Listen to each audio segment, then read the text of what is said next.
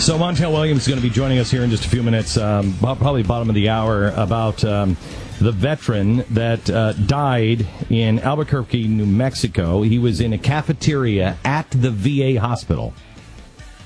At the hospital.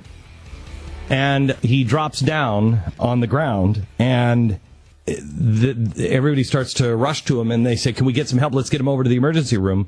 The people at the VA said, "No, I'm sorry, there's rules. We can't do that. We have to call the ambulance." What do you mean there's rules? You can't take the guy from where he fell to the emergency room on a gurney and just get him there as quickly as possible? Nope. That's bizarre. So somebody, Sonia Brown, said that Kirkland Air Force Medical Group personnel performed CPR until the ambulance arrived, but it took the ambulance 30 minutes to get there. Circling the parking lot? Wow. Yeah, they were on the other side of the building. Yeah, they were on the other side of the building. Couldn't get there fast. Isn't one of the rules, I remember something about first do no harm. I remember that being some sort of rule. Mm-hmm. And while you might not be harming him, I think not bringing him to the emergency room when it's a few feet away and calling an ambulance sort of harmful. Is sort of harmful. So I don't know where you're getting that. Really? Yeah, I don't get it. You don't get it? No. I mean, they got there in 30 minutes. What do you want? It's faster than some pizzas. Almost as fast as Domino's used to. They don't even do that anymore because it's hard to get places in 30 minutes. But the ambulance did it. Yeah, the ambulance did it. So there's another story that we'll share with you at the bottom of the hour of something similar is heartbreaking in Tulsa at the VA center, yet nothing is being done. How great is that Montel's coming on again with us? Was it the day before we went on vacation that he was on with us? And he said something really interesting at the time because you were telling him how, it's great that we find commonality on this issue because we disagree on so many things. And he stopped you and said, I've been listening, and we don't disagree as much as you probably think. I thought that may be true. Maybe I don't know, but yeah, I don't either. But maybe that is true in a lot of cases. And if we just talked to each other rather than spit at each other, we might find that out. Montel Williams. A man who I have this theory. I have this theory that I've never had a meal. I've had lots of meals with people I disagree with and people I don't like, but I've never had breakfast. I've never had cereal, a bowl of cereal with somebody. And so I have this new theory that I think I need to start having bowls of cereal with people I think I don't like, because I think maybe that might be the secret sauce in here. We're just having the wrong food at lunch or dinner. If you have a bowl of cereal, how can you not like somebody over a bowl of Fruit Loops? I would have said that I needed a bowl of Fruit Loops to get together with Montel Williams. I don't think that's true at all. I so deeply hear his commitment to truth and real justice and the support of our troops, and more importantly, our responsibility to be the men and women of honor that they have already proven themselves to be. This morning I saw a story that I was just sickened by in New Mexico. Because of the way our VA is set up, they have to, if somebody has a heart attack in the cafeteria, a veteran, well, we have to call the ambulance and have the ambulance. We can't just bring him to the ER. The ER's right there. One of our veterans dropped dead in a VA hospital cafeteria because of the rules and regulations. Montel is joining us now because he's got another story in Tulsa, Oklahoma. Hello, Montel. How are you? Montel, are you there? Is he there? Apparently not. Apparently we lost Montel.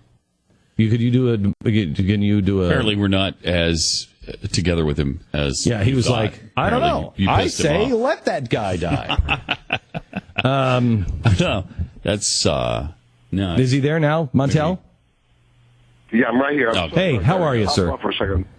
Good, sir. How are you? And thanks so much for having me on, man. You bet. Okay, so Montel, tell me the story out of Oklahoma. Well, before I even tell you that, I was listening to you before I just dropped out of the ether here. You were so right. I want to tell you something that happened the other day. I was going to the airport, and in the span, I'm not kidding you, in the span of 2 minutes, one guy came up to me. I was literally going to walk to the bathroom. He stopped me for a second, and he said, I really want to thank you for what you're doing for our vets. I heard you on Glenn Beck, and you know what? I don't know what drew you to be on his show, but when I heard about you being on his show, I tuned in to hear what you had to say. So that's one. Another guy came up to me who would be, you know, and I'm not going to stereotype anybody, but I'm just saying, you know, and I happen to be calling you from Jackson, Tennessee. You know, my family lives here in Jackson, Tennessee, so, you know, we're good Southern people. And I had a gentleman come up to me, real heavy Southern accent, saying, you know what, I'm going to tell you something. I heard you on Glenn, and you don't give up. And I thought to myself, you know, wait a minute.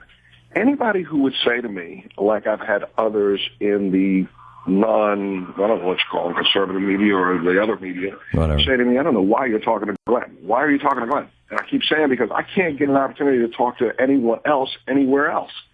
So, and it's not just because you're the only person who wants to talk to me, Glenn. It's because I think we are showing the rest of the country that no matter what your politics are, when it comes to the politics of those who allow us the freedoms we have to put down our differences and come together to solve these problems. Now, what happened in Albuquerque? This is absolutely ridiculous. There's a young man who is, I'm sorry, I don't know his age, and I apologize, because the veteran was sitting in a cafeteria. He was about 500 yards, and I don't know if that's correct, but that's the way the story is saying, 500 yards from the emergency room. He has an emergency. They have to call the ambulance from the emergency room to come around to pick him up. A half hour goes by, and he dies because it doesn't arrive. Do you remember the story, Montel?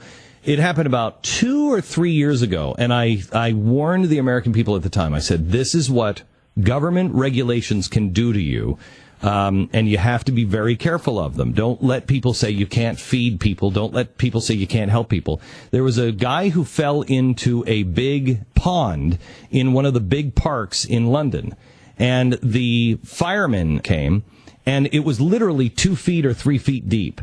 And they wouldn't let the firemen, the chief said, you can't go into the pond, you need a ladder. And they're like, we don't need a ladder, it's 3 feet deep. He's right there, and he was face down. You can't. And they went and they waited for a ladder. It took them about 40 minutes to get this 2-foot ladder. The pictures of it are amazing. They climbed down in all their gear, and then 30 or 45 minutes later, they fish this guy out, and then they try to resuscitate him. And I said, that's insane. This is what's happening now. We're looking at regulations over people. But, you know, here's what's even worse, Glenn. I mean, I'm sorry. I do not understand this. I've been watching the news.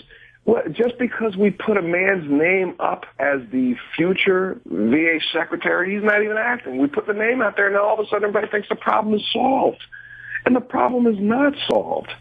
This is going on. I mean, I spoke to Michael Polk on the show, I think, after we spoke about a week and a half ago. I was down in Murfreesboro, Tennessee, with my parents, with my father, with my sister, and my chef. We were over there cooking for some soldiers there.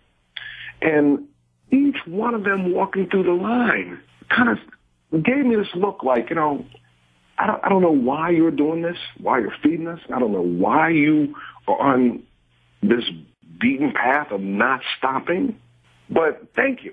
And I kept saying to him, well, you know what? But what I want you to do is call someone else, call a friend, call your mother, call your aunt, call your uncle. Tell them to call into a local radio station and just, you know, do a tirade for a minute. Just say something. Glenn, where's everybody else right now? I don't understand why this wasn't a lead story on each one of the news stations. I tell you, each one of the national news programs. Montel, I think it's because I think people are overwhelmed. I really do. I think they have been beaten down and overwhelmed. There are so many things going on that they don't know what to do. Well, the public can be overwhelmed, but our government should not be. Oh, no, the government is no, there's no excuse on the government. No, there's no excuse on the government. The Republicans and the Democrats. And you know what? Let me just speak to, you can speak to the Democrats. Let me just speak to the Republicans. Shame on you. Shame on you. I have voted mainly for Republicans my whole life because I really thought you were the ones who believed in this stuff. You were the ones that really believed in the military and the honor and everything else. We're the ones that are weeping all the time. Listen to Montel Williams. He didn't vote for you. He's weeping now about it. So you've created this lie, and now what are you doing about it? You run time and time again saying you're for the veterans, you're for the veterans. Hey, if you vote for that guy, he's going to cut off funding for our veterans. What are you doing? Where are you? Glenn, did they not vote themselves or try? Are they not trying to get $2 million to start another Benghazi hearing? And let's also figure out something.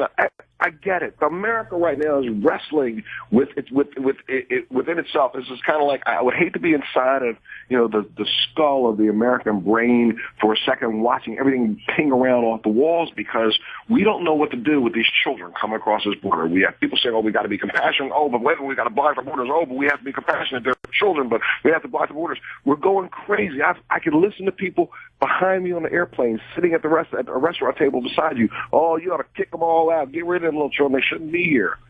Well, listen, I understand the discussion about them, but while we're talking about it, there are millions of dollars being spent to put these kids on buses, on airplanes, take them to DOD facilities to see if they are healthy or not. And yet we have veterans dying in cafeterias 500 yards away from an emergency room. We have veterans being denied care. There was a veteran who very recently was scheduled for heart surgery, who literally was put on the no-eat regimen for 2 days, waiting for his surgery, and then all of a sudden his surgery was denied. I mean, this stuff is going on and on and on and on every single day, yet we can come up with money anywhere. They want to spend another $2 million to do another Benghazi hearing, and you won't spend money to figure out how much money we owe. And again, Glenn, let's go back to what I've been talking about for the last now month and a half. That's why I have up on my website. You follow me on Twitter at Montel_Williams at #VA Surge Petition. I have been asking for a VA surge. I've been asking for this. Every word out of the White House press secretary's mouth on any other issue but the veterans is surge. They're willing to surge for the little kids. They're willing to surge for Iraq. They're willing to surge for everybody else, but they're not willing to take care of our soldiers the way they are. And I sound like, I was at a family member of mine also asked me, dude, you're always on the veterans thing. There's all kinds of other people who have issues. Well, you know what? You're right. There are other issues, but I'm so sorry. These are the people who stood beside me and were willing to take a bullet for me. I tell you, these are the people who I served with. I tell you, Montel, each of us are, and this is what people don't understand, each of us have our own calling in life, and your calling may be to stand for the veterans and make sure that everybody is aware of that and try to recruit as many people as you can. Somebody else, their calling may be for, the border or for whatever, it doesn't matter. But we each have our own, and what we're called to do, we must do. And I have to tell you, I have talked to you several times now about this. I believe you're a man of integrity. We don't agree on everything, but it doesn't matter at this point. We agree on this. I will tell you that I believe, I could be wrong, but I believe that a lot of our audience doesn't want to write to the White House. They don't trust, they think that that's a scam. You write to the White House and what? So they can send you, propaganda crap about what we've already done a petition for Tamarisi, the sergeant who is now approaching, day 99? Tomorrow is 100 days. 100 days. White House hasn't responded to the plea. So, Montel, what I'm telling you is my audience cares deeply about the VA. They don't know what to do. But if you have concrete ideas, along with what you're saying now, but if you have concrete ideas, you want people to come with you, go someplace, you want whatever you want, I will help you build, I will help you expose. I can't tell you that anybody's going to come, but I think they will. But anything that you want to do, I will help you do. How about this? Let's do this. Why don't you and I talk about, we're going to have that bowl of cereal. Let's do that. That's got to get done. Number two, why don't we think about this upcoming election? One of the things you said, I don't know if you know this, I voted Republican until I got out of the military. I vote independently now. I don't vote for, I'm not a Democrat, and I never will be, and I'm never going to be a Republican ever again.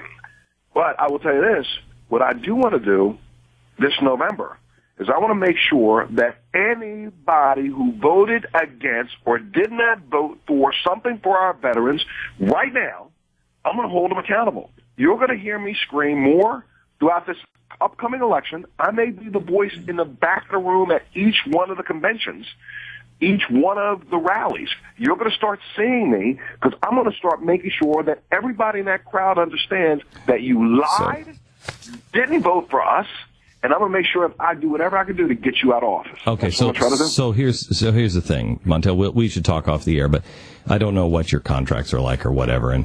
But if you want a place that you can write and you can be, I'll make you the VA. I'll make you the VA guy on the Blaze. There's what is it? 40 million, 30 million unique users of the Blaze every single month.